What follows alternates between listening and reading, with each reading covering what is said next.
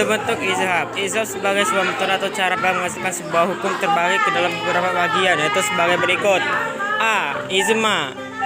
Ijma adalah kesepakatan para ulama ahli izhab dalam menentukan suatu perkara atau hukum. Contoh ijma di masa sahabat adalah kesepakatan untuk menghimpun wahyu ilahi yang berbentuk lembaran. Lembaran terpisah menjadi sebuah mushaf Al-Quran yang seperti kita saksikan sekarang ini.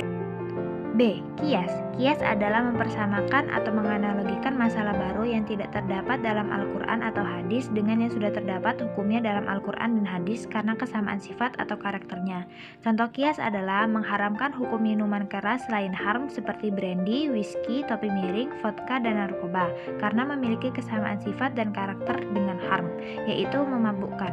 Haram dalam Al-Quran diharamkan sebagaimana firman Allah Subhanahu wa taala. Bismillahirrahmanirrahim. Ya ayyuhalladzina amanu innamal khamru wal maisiru wal ansabu wal azlamu rijsum min amali syaitani fastanibuhu la'allakum tuflihun. Yang artinya, wahai orang-orang yang beriman, sesungguhnya minuman keras, berjudi, berkurban untuk berhala, dan mengundi nasib dengan anak panah adalah perbuatan keji dan termasuk perbuatan setan. Maka jauhilah perbuatan-perbuatan tersebut agar kamu beruntung. Quran Surat Al-Ma'idah ayat 90. Maslahah mursalah artinya penetapan hukum yang menitik beratkan pada manfaat suatu perbuatan dan tujuan hakiki universal terhadap syariat Islam. Misalkan seorang wajib mengganti baju, membayar kerugian atas kerugian kepada pemilik barang karena kerusakan di luar kesepakatan yang telah ditetapkan.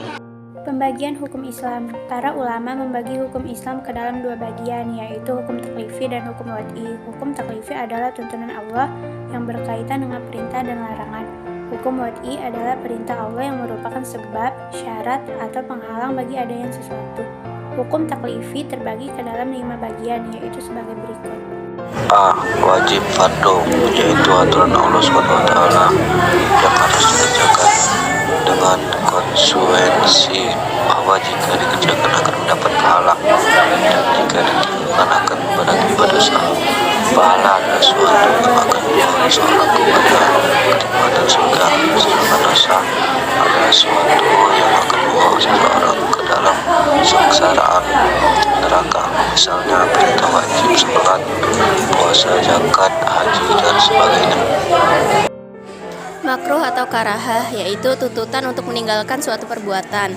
Makruh artinya sesuatu yang dibenci atau tidak disukai.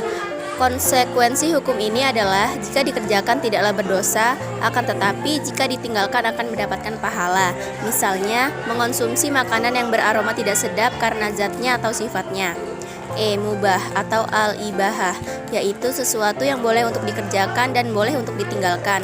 Tidaklah berdosa dan berpahala jika dikerjakan ataupun ditinggalkan.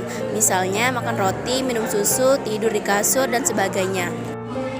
B. Sunnah madhub, yaitu tuntutan untuk melakukan suatu perbuatan dengan konsekuensi jika dikerjakan akan mendapatkan pahala dan jika ditinggalkan karena berat untuk melakukannya tidaklah berdosa. Misalnya ibadah salat rawatib, puasa Senin Kamis, dan sebagainya. C. Haram tahrim, yaitu larangan untuk mengerjakan suatu pekerjaan atau perbuatan. Konsekuensinya adalah jika larangan tersebut dilakukan akan mendapatkan pahala dan jika tetap dilakukan akan mendapatkan dosa dan hukuman.